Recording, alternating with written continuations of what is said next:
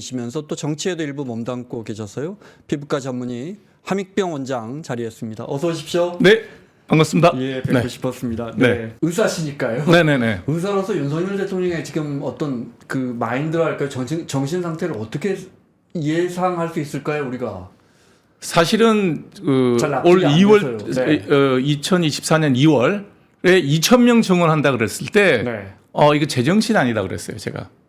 두 가지 의미로 제정신 아니라고 얘기했던 게 뭐냐면, 일단 교육이 불가능하다. 외과대학 교육을 몰라도 이렇게 모를 수가 있나. 3,000명 교육하는데 5,000명을 집어넣어서 교육을 시키겠다. 이거는 외과대학에 가서 수업을 어떻게 하는지 30분만 들여다보고 나면 증언을 하더라도 점진적으로 해야 되겠구나라고 판단이 들죠. 이건 전혀 어떤 그 현 정부 내 의료 정책에 대해서 직접적으로 내용을 알고 있는 분이라면 다 반대했으리라고 생각해요. 이번에 계엄령 발표할 때 국무위원들이 다 반대하지 않았을까요? 뭐 적극적으로 반대했다는 분도 있고 어떤 분들은 그냥 소극적으로 반대하시고 그랬던 찬성하신 것 같아요. 분은 적어도 없을 거라고 생각해요. 네, 제정신이라면. 제정신이라면. 네. 그래서 제가 사실 이 계엄령이 발표되는 순간이 제가 라이브 생방송할 때요. 유튜브에서. 네, 봤습니다. 그래서 제가 한마디 했죠. 이거 제정신 아니다. 처음에는 누가 가짜뉴스 하는 줄 알았어요. 왜 그 질문을 드렸냐면 어떤 분들은 윤석열 대통령이 뭐 술도 많이 마시고 해서 사실 굉장히 나이브하게 그냥 홧김에 저질러 버린 거라는 주장도 있고 반면에 고도의 정치적 전략을 가지고 뭐 굉장히 계획적으로 이루어진 계엄이다 이렇게 하거든요. 근데 둘 다 아니라고 봐요, 저는. 어떻게 보십니까? 둘 다 아니라고 보고 이미 이 사건의 발달은 오래전부터 있었는데 그게 쭉 누적되면서 본인이 정치적인 주장을 해나가는데 계속 선거에서 졌잖아요. 네. 그 누적된 압박감이 이번에 터졌다. 그러니까 쉽게 얘기하면 이재명 민주당 대표를 구속시키고 처벌을 하게 되면 네. 뭐 본인의 모든 그 주장이 정당성을 확립할 수 있다. 내가 하고 있는 모든 정책을 반대하는 민주당은 악이다는 기본 스탠스를 두고 계속 부딪혔겠죠. 우리가 모르는 내용까지 다 부딪혔겠죠. 그러는데 지금 야당에서는 대통령을 직접 공격하기 힘드니까 가장 대통령의 약한 고리 김건희 여사의 문제를 갖고 계속 시비를 걸었죠. 근데 그게 탄핵 몇 번 특검이 거부됐는데 지난 총선도 졌고 네. 참패를 하고 계속 특검이 이제 요구가 들어오니 그게 아마 사실 지난주 금요일이나 그때 특검이 이제 다시 또 재회부돼 있었죠. 네. 재투표가. 네. 그때 심한 압박을 받았고 그 압박을 못 견디고 무리수를 두지 않았나 라는 생각을 해봤어요. 그러면 설명이 되죠. 네. 왜냐하면 이건 무조건 실패할 거기 때문에. 하여튼 뭐 저 의료인들 전공의 등 이렇게 돼 있거든요. 의료인들은 48시간 안에 잘못하면 처단. 그러니까 이제 처단이라는 용어를 쓴 거는 네. 이제 감정적인 표현이겠죠. 법률적으로 없는 얘기니까. 예. 네. 그게 뭐 꼭 생명을 거두겠다는 그런 뜻은 아니라고 보고 네. 강력한 처벌을 그렇게 표현했다고 저는 해석하고 싶고요. 급조하다 보니 예. 급히 네. 쓰다 보니 네. 자기 감정이 그대로 실린 표현이다. 이걸 이제 이 문장을 누가 썼는지조차도 지금 확인이 안 되고 있는데 쓴 사람이 썼다 그러겠습니까? 지금 윤 내란죄로 대통령이 좀 고쳤다는 말도 보도도 나오고 네, 네. 보면 이제 45년 전에 전두환 당시에 계엄 포고령 10호를 보니까 그때 이런 문장이 나오더군요. 끝에는 네, 처단이라는 말이 한마디 유언비어의 날조민 유포를 금한다. 본폭을 위반한 자는 영장 없이 체포 구금 수색하며 엄중 처단한다. 네, 그때 한마디 나오고. 그러니까 이걸 급하게 이걸 만들면서 보안을 지키면서 극비리에 이걸 만들면서 뭔가 참고할 문건이라고는 그전 계엄령 때 포고문을 봐야 했을 텐데. 나머지 또 계엄령, 저는 위수령 계엄령을 3번 겪은 세대거든요. 네, 네. 마산에 고등학교 다닐 때 위수령, 서울에 왔을 때 대학교 다닐 때 계엄령, 네. 그 다음에 뭐, 두 번, 3번 겪었던 사람인데 그 당시에는 처단이라는 말은 기억이 안 나요. 처벌, 엄벌에 뭐 이런 얘기는 기억이 나죠. 이 단어는 네. 그냥 거기에 대해서 특별하게 악의적으로 해석하고 싶지는 않아요. 자기의 감정이 실렸다. 네. 그런 정도로만 보는 좋을 것 같아요. 그냥 뭐 어이없는 표현 정도로. 왜냐하면 의없는 넘어. 계엄을 퍼뜨리는 사람이니 그게 뭐 무슨 단어를 쓴 게 큰 의미가 있겠어요. 다만 네. 저는 그 당시 국무회의에 적어도 10명, 절반 이상의 국무위원들이 들어갔는데 네. 왜 그 자리에서 정말 목숨 걸고 못 막았냐. 예. 제가 만약에 네. 국무원이었으면 그냥 멱살잡이를 하더라도 내보내지 않았을 것 같아요. 아쉬운 부분입니다. 네. 네. 장관이 뭐 그냥 헛개비입니까?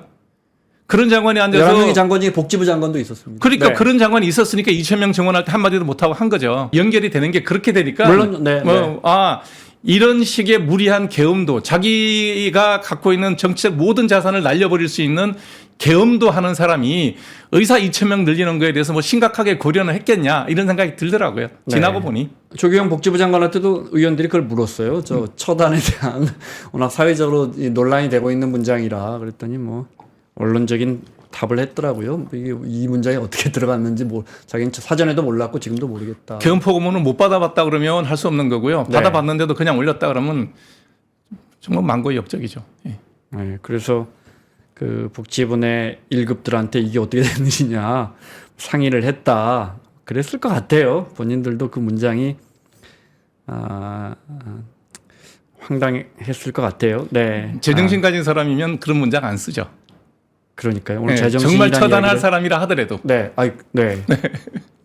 뭐 북한에서나 쓸만한 네. 단어인데 우리가 45년 만에 그 단어를 다시 듣습니다. 그래서 다시 제 의문의 일패를 했는데 참 의료인들이나 그 가족분들은 참 이게 두 번, 세 번 그 문장을 보셨을 것 같아요.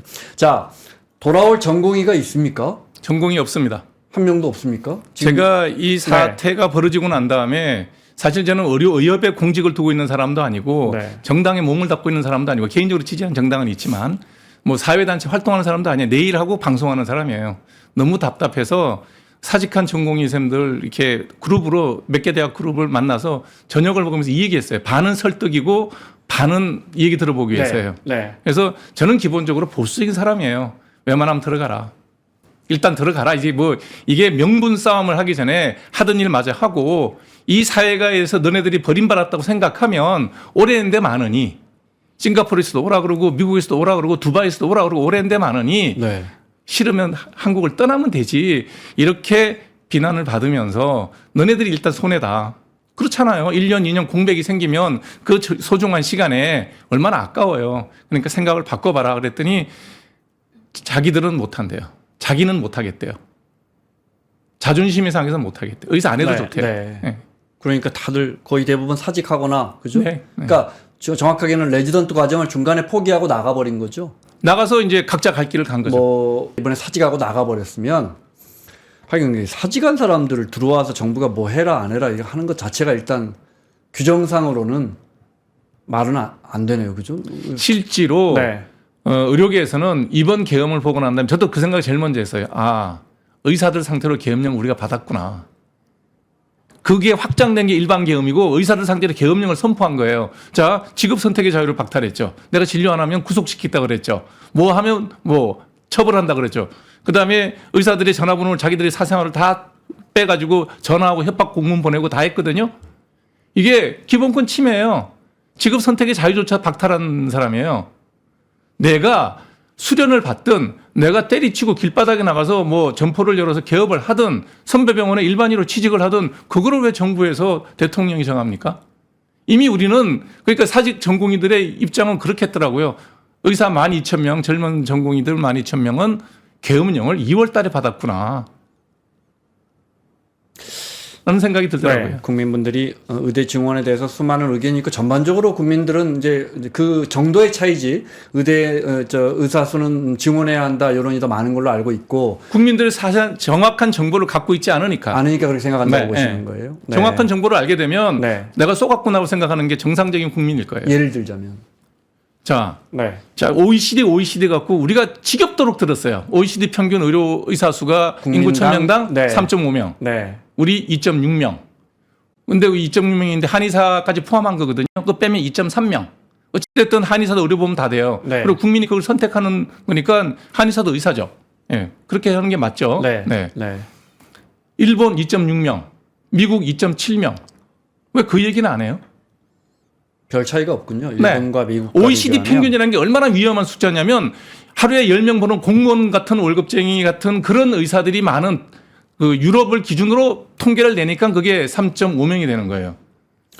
그 문제를 제가 뒷부분에 이제 사실 이제 우리가 의사가 부족하기보다 필수 의료에 종사하는 의사 그렇죠. 구조가 문제인데 그렇게 말하는 게 정확하죠. 뒷부분에 네. 구체적으로 좀 여쭤보고. 네. 그러면 아까 이어서 그 레지던트 분들이 한 2년 하다가 지금 이제 뭐 좀 아쉽게 나갔으면 그 다음에 다시 들어오면 3년 차부터 다시 할 수는 있는 겁니까? 그거는 가능해요. 네. 가능한데 예를 들어서 밑에서 올라오면 내 자리는 없어지는 거죠. 아, 티오가 있으니까. 네. 네.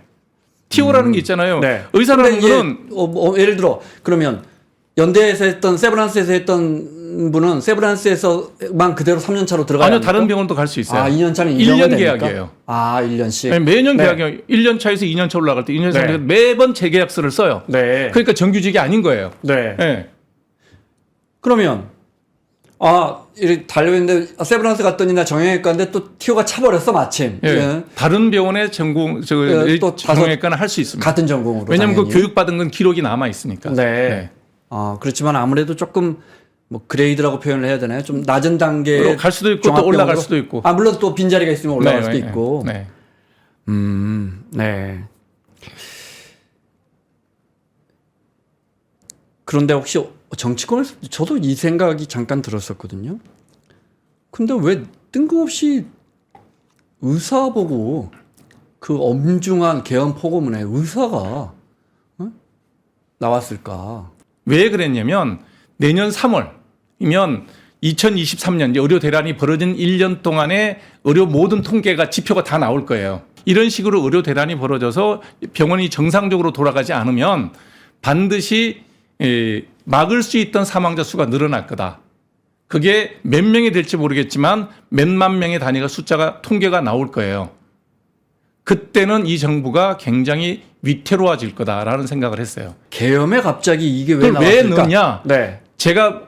우리가 수술을 반밖에 못하는 걸 우리가 알고 있어요. 제가 알고 있어요. 대통령도 보고는 받겠죠. 네. 이게 보통 일이 아니다는 거. 내년 3월 되면 이 숫자의 발표와 동시에 엄청난 위기가 올 거란 걸 아니까 네. 그걸 집어넣었을 거라고 저는 그래서 알고는 있구나. 이 의료 대란이 어떻게 진행되고 있고 잠정 추계치도 어쩌면 알고 있겠구나라는 생각을 저는 해서 이게 들어간 게 이상하지 않아요. 원장님 보시기에 어쨌든 지금 현재 이 의료 대란 때문에 죽지 않아도 될 환자들이 네. 많이 죽고 있다. 그 만이라는 숫자 저도 그것이 곧 이제 통계로 나온다. 그게 이제 내년이면 나오겠죠. 왜냐면 우리 1년 통계라는 게 네. 12월 30일 종료가 되면 어려운 통계도 아니잖아요. 그래도 그 네. 통계를 공식적으로 발표하려면 한두 달은 걸리겠죠. 그러겠죠. 네. 2, 3월이 되면 그게 국회에서 문제가 되지 않을까요? 언론에서 그것도 치지 않을까요? 아무리 의사가 미워도. 네. 네. 그러면 35만 2천 명이 돌아가셨고 코로나 때도 35만 명이 돌아가셨는데 이게 만일에 40만 명이 나오면 뭐라 그럴 거예요? 우리가 한 두어 달쯤에 이제 정말 의료 현장에서 응급실 현장에서 정말 그래서 왜 어르신들끼리 만나면 저도 부모님이나 지금 아프면 안 돼 뭐 이런 말들 다 밥 먹다가 하고 그런 말 했었는데 그 상황이 지금도 그대로 계속되고 있습니까? 더 악화됐다고 봐야 되겠죠. 언론에서 보도되지 않고 더군다나 네. 이런 뭐 큰 사회적 이슈가 터져버렸으니까 다 묻히는데 그렇게 시술을 받지 못하고 수술 받지 못하고 제대로 치료받지 못하는 사람들이 다 흩어져 있는 개개인이에요. 모르잖아요. 나만 못 받는 것도 아니고 뭐 여기저기 못 받고 있는 사람들이 있는데 그분들이 무슨 단체를 만들어서 왜 이렇게 제대로 바꿨냐고 뭐 데모할 수 있는 상황도 아니고 그렇게 생명이 쓰러져 가는 거죠. 예. 그걸 어떻게 통계를 다 내겠어요? 그건 통계라는 거는 시간이 지나야 모이겠죠. 그러나 설사 원래 큰 일이 없었다 하더라도 내년은 가능할까요? 수술을 1년에 네. 10만 건 하고 있는 나라에서 5만 건밖에 못하는 상황으로 내몰리면 지금 PA가 들어와서 하반기에는 좀 괜찮대요. 간호사 중에서 잘 도울 수 있는 네네. 사람을 PA 자격을 제도. 해서 네. 자격을 주고 PA도 하고 싶어 하는 게 아니에요. 간호사도 얼마나 부담스럽겠어요. 잘못되면 자기도 책임져야 네, 되는데. 네. 그래도 PA가 들어와서 좀 어시스턴트를 하고 해서 조금 늘었다 그러더라고요. 하반기에는. 그렇지만 그게 네. 잘 돌아가는 내 수족같이 움직이는 레지던트가 없는 상황에서 그게 가능한 시스템이냐. 지속 유지하지 못합니다. 절대로. 선진국도 응급 의료에서 수련의의 공간이 이렇게 역할이 이렇게 높고 큽니까? 선진국은 우리보다 의료 수요가 되게 낮아요. 기본적으로 병원을 이용하는 사람 수가 되게 적어요. 왜냐하면 수가 체계 선진국은 두 개로 나누면 되거든요. 하나는 미국식, 하나는 영국식이에요. 영국은 공무원들이 진료해요. 네. 영국 의사들이 맨날 파업해요. 의사 늘려달라고. 그거는 공무원들이 지금 뭐 파업하는 거랑 똑같은 거예요. 나 일하는 게 힘들어. 일주일에 1년에 2달밖에 휴가 못 가는데 3달 가야 되니까 더 뽑아달라. 이 얘기예요. 그걸 가지고 영국에서 의사 늘려달라고 파업한다고 보도하는 기관들이 있어요. 그 사람들은 공무원이에요. 대학교 다닐 때 등록금도 나라에서 받는 사람이고 수련 받을 때 수련 비용도 다 나라에서 지급하는 나라예요. NHS가 그런 거예요. 그러니까 그 사람들은 의사가 많아서 내가 노는 날이 많은 게 좋은 거예요. 그런 나라 시스템을 따라가겠다고 얘기하는 사람은 정말 나쁜 사람이에요. 영국은 의료보험세, 의료세, 영국은 메디컬 텍스를 내는 나라예요. 네. 한국은 메디컬 인슈런스를 내는 거고 그 사람들은 소득이 있는 사람은 15%를 자기 네트 인컴의 15%를 텍스로 내요. 세금입니다. 네. 소득이 높은 사람은 18%를 내요. 국영화돼 있으니까 세금제예요. 네. 그런데도 불구하고 영국에서 지금 수상 쫓겨날 때 보수당 참패했죠. 그 이슈 중에 하나가 진료가 안 돌아간다는 거예요. 의사 수 우리보다 월등히 많아요. 그 1.5배쯤 될 거예요. 1000명당. 네. 일 안 하는 의사들만 많이 뽑아놓는 거예요. 우리나라는 인구 1000명당 2.6명밖에 없는데 열심히 하는 이유, 열심히 하면 내가 돈을 벌거든요. 내가 열심히 일하면 어찌됐든 수입이 늘어요. 영국 의사들은 일 하나 안 하나, 많이 놀아나 작게 놀아나 환자를 많이 보나 적게 보나 수입이 똑같다고요. 하겠습니까? 우리 김 기자님께서는 월급이 똑같은데 일요일도 나와서 일하실래요? 그래서 우리는 의료 수요가 높은 건 알겠습니다. 네. 네. 우리는 사실 그러니까 바꿔 말하면 병원 문턱이 낮죠. 그 분명한 낮죠. 사실이죠. 네. 네. 사실은 너무 사실은 뭐 동네 병원에 안 가도 될 만한 경증 질환 가지고도 뭐 그냥 습관적으로 와요. 가는 것도 이제 네. 오히려 문제인 나라인데 네. 그런데 이제 제가 말씀드린 건 수련의가 시스템에 대한 겁니다. 우리나라에서는 전문의 비율이 네. 90%가 넘어요. 그러니까 우리나라 의사들이 외국 의사보다 실력이 좋은 이유가 뭐냐면 네. 의과대학 6년 졸업하고 밖에 나와서 개업하는 사람이 거의 없어요. 아 그렇군요. 100명 중에 90몇 명이 90한 2, 3명이에요. 네. 이 전부 전문의를 따요. 다른 나라는요 반도 안 돼요. 한국은 아주 드물고 네. 서양 사회에서 흔히 말하는 OECD 국가에서 아니 월급 받고 공무원으로 일하는데 뭐하러 5년을 고생을 합니까? 그런데 그렇게 많이 하다 보니까 그분들의 공급이 좀 있고 그래서 그러다 보니까 응급실에는 그분들이 아무래도 역할이나 이런 게 높을 수밖에 없다 이 그렇죠. 말씀이신 거예요. 그러니까 네. 일반 GP는 많지만 네. 응급실에 가면 전문의 만나려고 그러면 한 대여섯 시간 기다릴 거요. 그렇죠. 네. 네. 우리 응급실 가서 5시간 동안 대기하라 그러면 아마 응급실 뒤집어질 겁니다. 그래서 어쩔 수 없이 그분들이 이제 특히 밤 시간이나 이런 의료 공백을 레지던트가 메꿔주는 그렇죠. 그런 시스템이다. 그래서 우리가 레지던트가 없는 종합병원이라는 거는 상상을 못 하는 거예요. 네. 지금 뭐 정부에서 정신 나간 소리 하더라고요. 전문의 전문 병원으로 하겠다. 그러면 자, 제가 전문의예요. 같은 외과 전문의 나보다 연차 아래인 사람을 어시스턴트로 쓸 수 있을까요? 그 사람이 어시스트 설 것 같아요? 미국 예를 들어 선진국 근데 선진국 의료를 여쭤보기 참 어려워. 왜냐하면 선진국 의료 우리보다 시스템이 안 좋거든요. 네. 다른 건 뭐가 이 잘 돼 있어서 선진국 어떻게 하냐 배워야 되니까 여쭤보는데 지금 전 세계에서 제가 환자들을 가끔 말해요. 범우주적으로도 우리 은하계 내에 생명체가 있다. 지적 생명체가 있다 하더라도 대한민국보다 더 좋은 의료 시스템을 유지하는 조직은 없을 거다. 지구상에서 지구가 우리나라보다 더 편리한 데가 없어요. 네. 왜 그렇게 불만이 많은지 난 이해가 안 가요. 그냥 의사 두드려 펴면 표가 나온다고 생각하는 거는 윤석열 정부나 지난 정부나 지금 여나 야나 똑같아요. 그런데 특히 해외 생활을 많이 해본 사람일수록 우리 의료 시스템이 좋다는 건 사실 우리 국민들이 컨센서스를 동의를 하는 부분이고 근데 그 뭐 의사를 쥐어팬다는 표현은 아니요. 네. 선거를 앞두면 항상 의사를 패면 표가 나온다고 생각해요. 정치권에서. 네. 다시 아까 그 포괄형으로 내려가서 내가 왜 그걸 여쭤봤냐면 정치권에서도 그런 질문이 나왔었어요. 혹시 계엄으로 인해 다수의 사상자가 나올 수 있는 상황을 상정하고 그런데 지금 의료계가 비상이네 제대로 작동하지 않네 그러면 이 수련이들 공보이들 전부 강제로라도 끌어다 놔야겠다 해서 갑자기 5번 항에 그 문항이 생긴 건 아닌가라는 의혹이 있어서 여쭤본 거였어요. 네, 그 의혹을 제기하는 사람을 보고 느끼는 거예요. 네. 저는 그때 11시 30분부터 11시 반까지 그 계엄 상황에서 저는 방송을 라이브로 진행을 했어요. 네, 네. 그때 대부분은 라이브 방송하는데 방송 내렸다 그러더라고요. 도망가고 막 그러면서. 저는 방송을 했던 이유가 뭐냐면 기록을 남겨야 된다. 절대로 이 계엄이 성공할 수 없다. 라고 하면서 그 얘기를 다 했던 거고 지금 그 얘기를 들으면 느끼는 거예요. 드디어 이제 계엄은 끝났고 편안한 상황에서 권력 다툼이 벌어졌구나. 예를 들어서 유혈 사태를 대비해서 그 의사들을 다 잡아서 이렇게 강제로 진료시키겠다. 네. 그렇게 얘기하는 거는 지금 이제 그런 식으로 얘기해서 이 상황을 아주 잘 준비된 구테타인 것처럼 몰고 나가서 권력을 잡을 사람들이 만들어내는 해석이지, 그냥 제가 보는 관점에서는 본인이 저질러 놓은 일을 수습할 수 있는, 그러니까 2,000명 의대 정원이라는 거를, 이것이 대한민국 국가의 향후 10년, 100년 그 의료 시스템 자체를 원천적으로 붕괴시키는 것에 대한 네. 해법을 이렇게라도 찾아보려고 한 게 아닌가 하는 게 맞을 거예요. 그거 레전트가 들어온다고 그 유혈 사태를 어떻게 해결할 수 있을까요?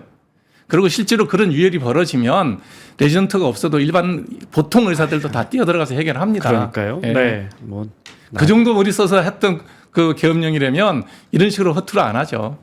그런 치밀함은 저는 없었다고 봐요. 네. 네.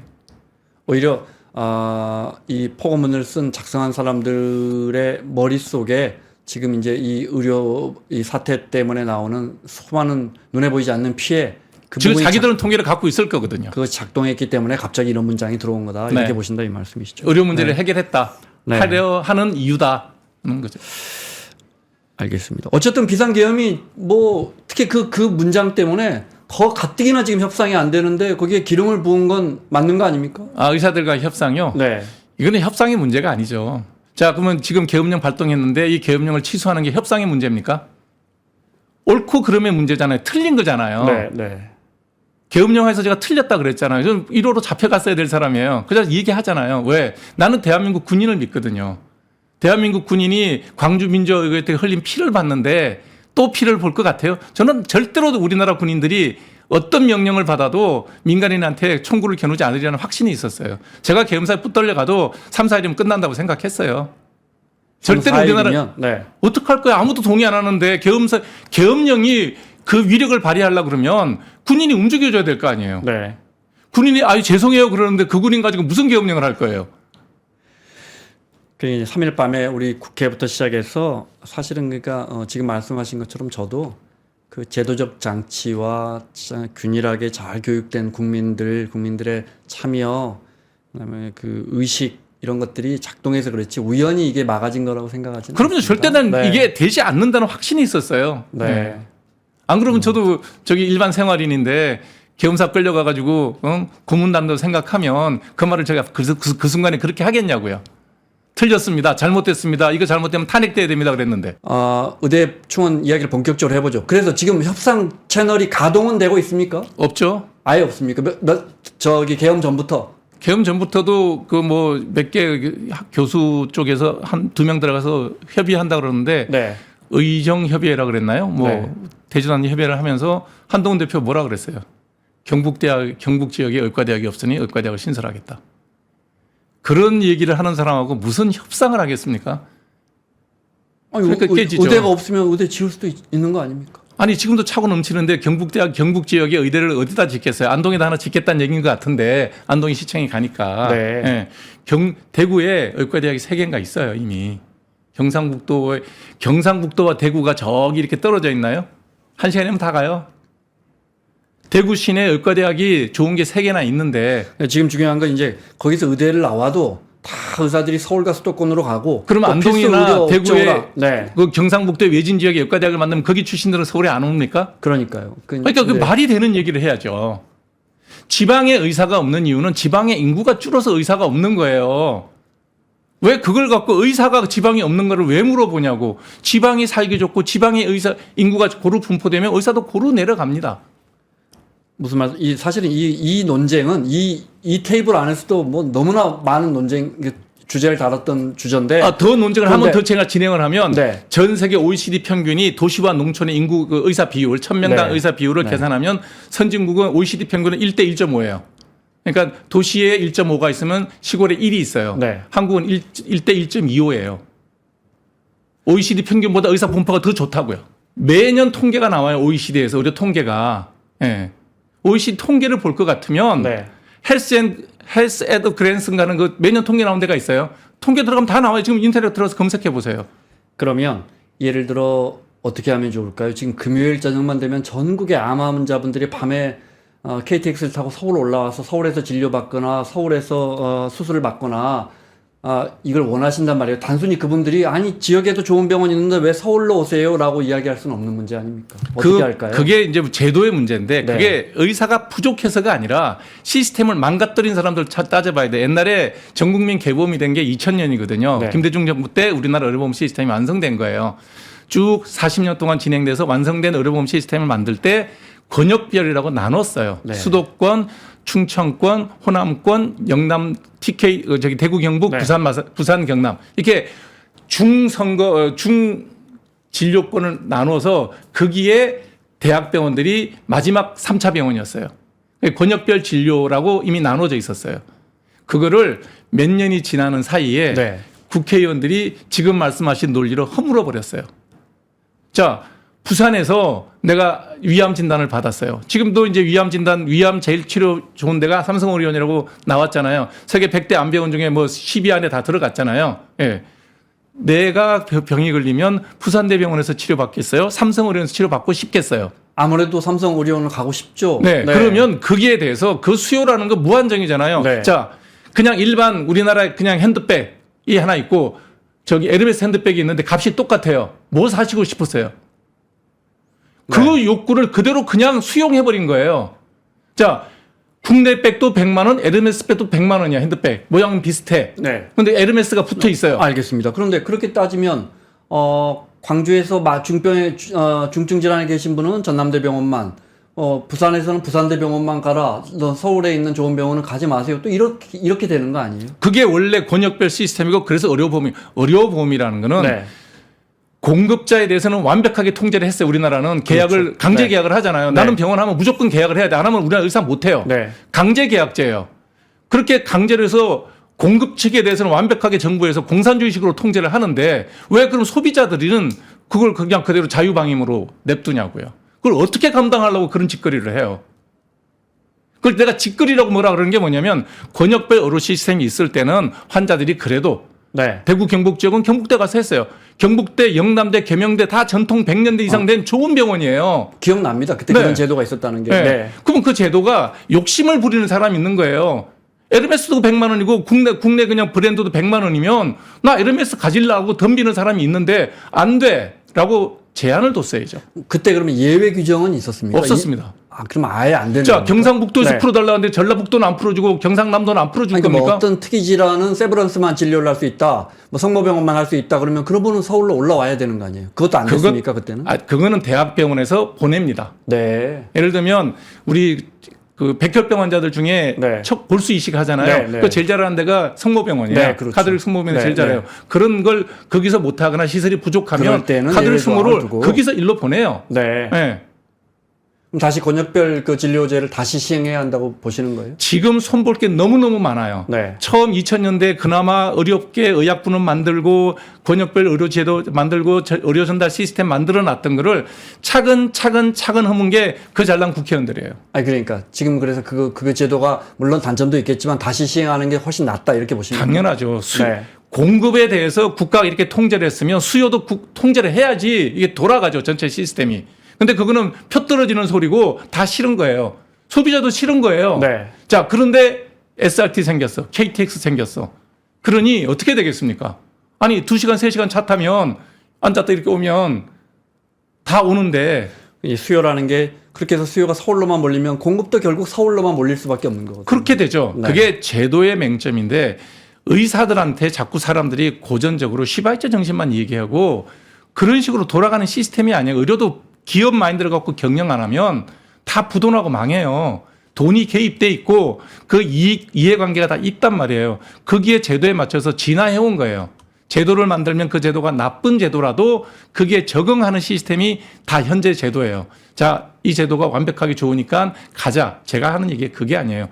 손봐야 될 때도 많고 특히 바이탈과에 대한 문제는 오랫동안 누적된 거예요. 그러니까 제가 피부과를 했는데 제가 피부과 할 때는 전교 100명 중에 한 30등 하면 피부과 했어요. 내가 떨어졌던 데가 소아과 지원했다가 떨어졌어요. 소아과는 10등 네. 안에 들어가야 돼요. 네. 네. 야, 지금하고 정반대네요. 정말. 그때는 그랬어요. 네. 저는 애를 좋아했기 때문에 소아과를 하려고 그랬어요. 떨어지는데 어떻게 나보다 공부 잘하는 애가 소아과를 하는데 그 지원을 하면 학교에서는 애누리 없이 성적순으로 뽑아요. 네. 뭘로 뽑겠습니까? 너가 아버지 무한으로 뽑았다가는 큰일 날 거 아닙니까? 그러니까 학교 성적으로 뽑아요. 뭐 나보다 잘하는 애가 수학 가르쳤으니까 나는 할 수 없이 군대 갔어요. 군대 갔다 나와서 다시 수학 가려고 그랬는데 내 친구가 그러는 거예요. 야, 피부과가 앞으로 비전이 있대. 지금도 내가 그 친구한테 늘 밥 사고 술 사요. 고맙죠? 그런 식으로 우연히도 하게 돼요. 근데 세상이 바뀌었어요. 지금 1, 2, 3등이 피부과를 해요. 네. 세상이 제도가 변해서 의사가 거기에 적응한 거지 그 일이 뭐가 크게 잘못되거나 그런 게 아니라는 물론 거예요. 저는 뭐 사람이 나빠서 그렇게 하면 좀 그렇게 생각하는 국민들은 없을 겁니다. 제도가 그러면 그런 시장을 만드는 1, 거죠. 2, 3등이 네. 피부과를 하게 만드는 제도가 문제가 있는 거잖아요. 네. 네. 제도를 고쳐야죠. 돈도 안 줘. 고생만 신나게 시켜. 미래도 없어. 그러면 그 보직을 누가 맡겠습니까? 아무도 안 할 거예요. 그 보직은. 그러니까 그 필수 의료과에 아무도 안 가는 거예요, 지금. 외과나 흉부외과에 그분들을 어떻게 가게 하냐 이거죠. 그러니까 미래가 있도록 보장을 해주든지 네. 예. 아니면 편안하기라도 해주든지 그건 너무 원론적인 말씀이고 안 되잖아요. 그렇게 하려면 어떻게 해야 합니까? 돈을 줘야죠. 돈을 줘야죠. 그럼 수가를 올려줘야 한다. 엄청나게 올려줘야죠. 네. 예. 매우 공감합니다. 네. 매우 공감하는데 제가 얼마 전에도 그 3프로에서 이제 뭡니까 간이식 최고 전문 외과 의사분하고 해서 아산병원인가 보다. 뭐 세브란스에도 있어요. 네. 이 말씀을 나누다가 결국 이 이야기로 갔어요. 어떻게 하면 되겠느냐. 근데 이제 본인 스스로 근데 돈 올려달라 말씀은 못 하시죠. 그러니까 의사들이 그것도 네. 잘못된 게 뭐냐면 돈을 올려주면 할 거 아닙니까? 네. 예. 그러면 돈을 올려줄 돈이 있냐고요. 그럼 제가 여기서 이거 여쭤볼게요. 만약에 그러려면 이제 건보료를 올려야 되는데 만약에 이게 제로섬이니까 여기서 파일을 더 띄어서 외과 의사나 산부인과나 흉부외과에 더 떼준다면 결국은 피부과나 이런 데 가는 수가가 낮아질 겁니다. 이건 어떻게 보십니까? 자, 합의 문제잖아요. 그죠? 네. 예, 합의의 문제예요. 모든 재화는 한정적입니다. 그 한정적인 재화를 어떻게 쓸 거냐 이렇게 생각을 해봐야 되겠죠. 네. 자, 그러면 의료보험을 우리나라에서 모든 질환의 치료 효과가 한국이 최고예요. 암이든 감염병이든 네. 세계 탑이에요. 그건 아시잖아요. 유일하게 탑이 안 되는 분야가 있어요. 중증 외상입니다. 중증 외상. 부분만 체크를 하면 그렇군요. 우리 약한 치료율이 부분이죠. 뚝 떨어져요. 네. 그거 왜 떨어질까요? 중증 외상을 하는 병원이 없어요. 네. 아주대 이국종 교수님이 얼마나 열심히 했어요. 네. 그러니 아덴만에 가서 석선장님 같은 경우는 사실은 정상적이면 우리나라 정상적인 중증 외상 시스템이면 석혜균 선장님은 살아 돌아올 수 없는 상황이었어요. 아주대는 그걸 했던 거예요. 어쨌든 네. 그 중증 외상 시스템을 운영을 했던 거예요. 이국종 교수라는 헌신적인 교수가 있었고 팀이 네. 있었어요. 자, 살려봤어요. 다들 박수 쳤어요. 우리나라 중증 외상팀 훌륭하다. 자, 아주대 헬기 띄우자서 헬기 띄웠어요. 주민들이 민원 때문에 못 띄워요. 이제는. 그 다음에 중증 외상 치료하고 나면 병원에 적자가 나요. 정부에서 주는 의료보험 수가가 있는데 그 수가대로 돈을 받으면 그러니까 네. 적자가 나서 그 팀이 해체되는 거예요. 죄송합니다. 말씀을 좀. 네. 그래서 그 수가를 올려줘야 한다면 그건 너무 저희 같은 경제하는 사람 입장에서는 돈을 더 주면 되거든요. 근데 네. 그게 안 되니까 수십 년 동안. 자, 그러면 발상을 바꿔야 되겠죠. 네. 왜 정부에서 무좀 환자까지 모두 보험해 주려고 애를 쓰십니까? 안 해주면 되잖아요. 결국 어느 부분에서 발가락에 건강보험 적용되는 무좀이 부분은. 생겼을 때 네. 치료해 주는 걸 의료보험을 해주나, 애가 열이 나서 뭐라 해서 의료보험을 해주나. 자, 둘 중에 하나만 돈이 없으니까 내가 돈이 2만 원밖에 없어. 네. 자, 내 발에 무좀 치료해야 되겠어요? 내 애가 열 나는 거 치료해야 되겠어요? 그렇게 생각하면 쉽잖아요. 그럼 이제 피부과 의사분들이 그 이야기 들으면 매우 싫어하실 겁니다. 싫어해도 어쩔 네. 수 없다는 거. 재화가 한정되어 있는데 돈이 하늘에서 비처럼 내리면 다 보험해주고 다 공짜해주고 대학교도 다 공짜로 다니고 다 하면 되죠. 건보 제정에서 어떤 부분은 포기할 건 포기해야죠. 포기할 건 포기하고 능력이 안 되는 건 포기해야죠. 필수의료에 지원해줘야 한다. 그걸 만든 게 자동차 보험 네. 시스템 한번 예를 들어볼게요. 자동차 보험에서 책임보험이 있고 종합보험이 있어요. 네. 책임보험은 차 사면 무조건 들어야 돼. 그죠? 당연하죠. 네. 네. 종합보험은 들어도 안 들어도 돼요. 대신 사고 나면 본인이 책임 다 져야죠. 네. 건강도 그 정도로 일반 환자들에게 자기 책임에 대한 완결성이 부여돼야 된다는 거예요. 아픈 병원에 가면 다 해결해 주겠지. 의료보험이 다 해결해 주겠지. 이러면 안 된다는 거예요. 그러니까 이게 사실 제가 전문가가 아니라서 제 의견을 말씀드리기 어렵지만 건강보험이 보장성이 계속 강화되는 과정에서 재정이 점점 부정해지고 이제 앞으로는 크게 부족해질 텐데 이제 고령화가 되니까 저까지 예를 들자면 저 개인적인 생각입니다. 2인실, 3인실까지 건보료를 계속 줄 필요가 있을까 우리가. 그러니까 그 돈이 그러니까 네. 다 정치인들의 문제라는 거예요. 2인실까지 보험해준다 그러면 사람들이야 다 좋아하지. 네. 표 찍는 사람 입장에서는 너가 언제 환자 될지도 모르는데 CT 보험해준다. 좋죠. 누리는 사람은 다 좋은 거예요. 근데 누리는 사람이 20대가 많이 누릴까요? 60대가 많이 누릴까요? 고령층이 훨씬 많이. 네. 누리죠. 그분들은 네. 의료보험료 퇴직하고 나면 별로 낼 것도 없을 거예요. 지금 우리 때 100만 명이 태어났어요. 지금 23만 명 태어날 거예요. 23만 명 태어난 이 세대가 내 노후를 책임질 거예요. 5대1로 책임져야 돼요. 언제까지 의료보험료 높일 거예요? 그 친구들 돈 벌어가지고 뭐 먹고 살으라고? 도대체 이런 생각을 한 번도 안 하는 게 정치인이에요. 권역별 해제하는 거, 네. 수가 안 올려주고 있는 거, 언젠간 터질 거예요. 재정에서 밀어넣어, 세금 많이 걷어서 밀어넣어. 이런 식이에요. 나는 내 표 얻는 데만 집중하는 거예요. 과거에 비단 이번 사태뿐 아니라 과거에도 계속해서 그러면 의사협회나 여러 창구에서 정보화할 때 그 필수 의료과에 대해서 이 수가를 얘기 높여주라. 기가 닳도록 했고요. 이국종 네. 교수님은 자기가 발언권도 있잖아요. 왜냐하면 네. 스타니까. 그 나쁜 의미의 스타가 아니라 네, 유명 네. 의사고 아이구나. 이국종 교수님이 뭐라 그러면 저분은 자기 이익을 위해서 발언하는 게 아니라 정말 중증 외상 환자들을 위해서 하는 발언이라고 네. 그 진심을 믿어주니까 여러 번 이 얘기했어요. 해준다 그랬어요. 안 해주잖아요. 그러니까 아주대 교수님, 그 병원장 입장에서는 이국종 교수님이 고맙겠습니까? 싫겠습니까? 저 친구가 일을 열심히 하면 적자만 누적이 돼. 네. 본인이 만일에 아주대 병원장이면 이국종 교수가 이쁘겠냐고요. 그러니까 이국종 교수님 아마 미국이나 유럽 이런 데 계셨으면 한 2, 스타죠. 300만 달러 받으셨을 연봉 거예요. 그 정도 연봉. 받으셨겠죠. 네. 근데 지금 결국은 그만두고 좀 편하게 일할 수 있는 해군에 아마 복무 네, 중이실 네. 거예요. 네. 자, 그 공직에 이국종 계시죠. 교수님이 그만둘 때 뭐라 그랬어요?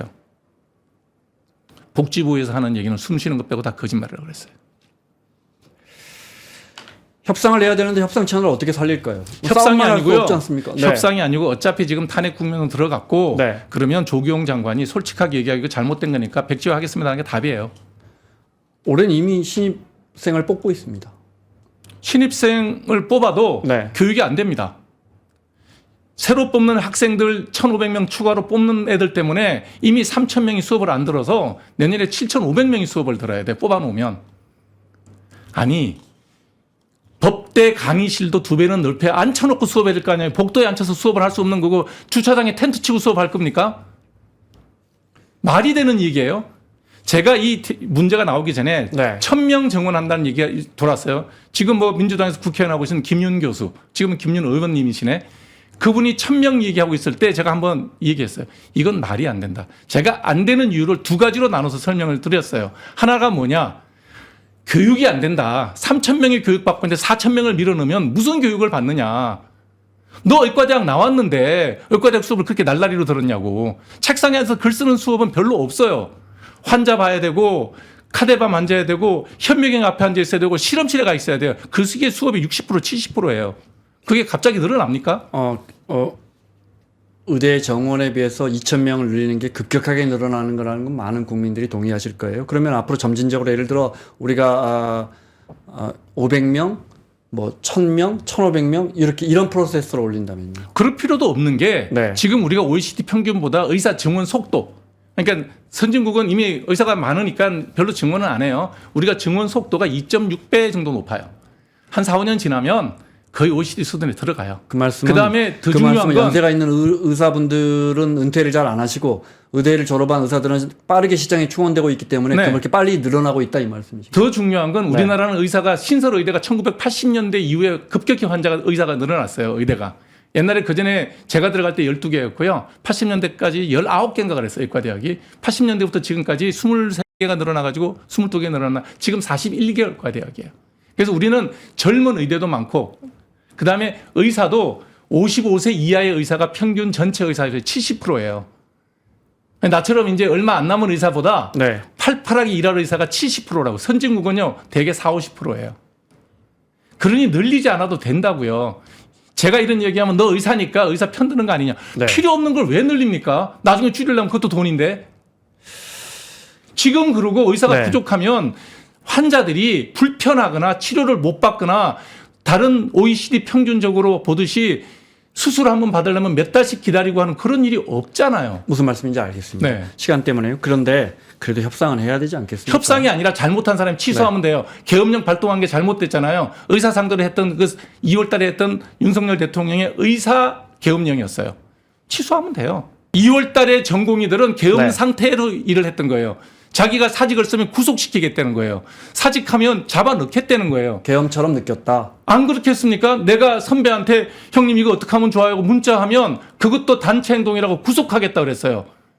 그거 발표할 때 국민들이 볼 때는 저 사람들이 헌법 15조에 네. 직업 선택의 자유를 구속받고 있구나라고 생각 안 했어요. 지금 전공의들이 선택하는 거는 자기들이 받고 있는 피해가 너무 크니 이제는 내가 전공의를 할 필요가 없다라고 생각하는 거예요. 그래서 이거는 네. 시행을 했던 사람이 잘못한 거기 때문에 조규홍 장관이나 이규호 교육부 장관이나 책임지고 자기가 어차피 임기 얼마 안 남았어요. 씨를 뿌린 자가 거두면 됩니다. 우리가 잘못한 거니까 더 이상 의대 정원은 없습니다. 최소한 지금 의협에서 요구하는 거는 원래 뽑지 말자예요. 왜냐하면 네. 내년에 교육을 받아야 되니까. 그 정도는 못하더라도 타협안이라고 나온다 그러면 증원에 관한 거는 이게 맑은 정신이 아닌 사람이 지시한 거를 우리가 그냥 복종한 잘못이 있다. 네. 그래서 추가로 안 뽑겠다. 방법도 있어요. 수시도 조정해서 뽑고 정시도 조정해서 3,000명만 뽑자. 그리고 의협이랑 얘기하면 그나마 전공이 있으면 학생들하고 대화가 될 거예요. 이게 지금 정부가 생각하는 걸 백지화하자 그러면 어느 국민이 동의하시겠어요? 국민이 동의 안 하면 그 피해를 네. 국민들이 나중에 겪게 될 겁니다. 이건 협박이 아니고요. 실제로 그래요. 지금도 피해를 보고 있잖아요. 카운트파트로 일단 의사협회장이 선출이 돼 아직 못 뽑았죠. 뽑고 계시. 1월 달에 뽑는 데는데 네. 누가 의협회장이 돼도 네. 대표성을 갖고 학생들이나 레지던트 쌤들을 설득해서 정부에서 어떤 원상복귀를 하지 않는 한 협상력은 제로라고 봅니다. 오늘 또 계엄령 저희가 이제 포고령 때문에 오늘 모셨는데 그것 때문에 의대 교수님들이 또 성명을 내신 것 같더라고요. 못 봤어요. 네, 근데 이제 이 대표성, 협상의 대표성도 그동안 논란이었단 말이죠. 그거는 이제 새로 뽑힌 의사협회장님이 그 대표성을 갖는 겁니까? 아니요, 제가 볼 때는 전공의 대표하고 학생 대표 두 사람 만나서 얘기하면 될 거라고 봐요. 그렇게 보세요? 지금 저희들이 파업 안 하잖아요. 지금 저희 정상 진료하고 있고요. 네, 네. 대학교의 모든 교수님들, 임상 이 교수들 다 문제의 진료하고 있어요. 당사자는 의사분들이 아니고 오히려 전공의 분들이나 학생들이다. 지금 문제가 거기서 생기잖아요. 네. 자, 저희 같이 제가 내가 63이거든요. 네. 제가 건강하게 일할 날이 한 5년, 조금 길면 하나님이 혜택을 준다면 10년을 하겠죠. 이 친구 10년 뒤에 졸업하는 사람들이 나오는데 내가 그것 때문에 그렇게 목청 높여서 싸울 이유가 있나요? 제가 이 얘기할 때 제가 이런 얘기 처음 발언할 때 야, 네. 너가 그 얘기 왜 하니? 라는 게 내 친구들의 주 의견이었어요. 우리하고는 상관없잖아가 우리 생각이에요. 네. 네. 이 네. 문제에 대해서 가장 핵심적으로 이 얘기할 수 있는 사람, 학생, 그다음에 전공의쌤, 그 대표 2명 만나서 얘기하면 돼요. 그 두 사람 누군지 모르지만 네. 학생들이 뽑고 전공의 대표가 뽑아서 2명을 정부 테이블, 정부 협상에 앉히면 돼요. 그래서 협상에서 그분들이 동의하면 협상된 거고요. 의협회장 절대 못합니다. 마무리하겠습니다. 연세를 제가 가늠을 못했었는데 피부과 의사분들을 원래 피부가 좋으신 거예요. 부모님이 잘 오늘 제가 맞는 저 거죠. 무거운 주제로 모셨는데 의대 증원까지 이야기 나눴습니다. 자, 계엄령 포고문에 나와 있는 참 우리를 당황스럽게 했던 그 문장 때문에 오늘 의료인들 입장을 좀 들어보려고 모셨는데 의대 정원 문제까지 논의했습니다. 자, 지금까지 피부과 전문의 함익병 원장이었습니다. 고맙습니다. 네, 감사합니다.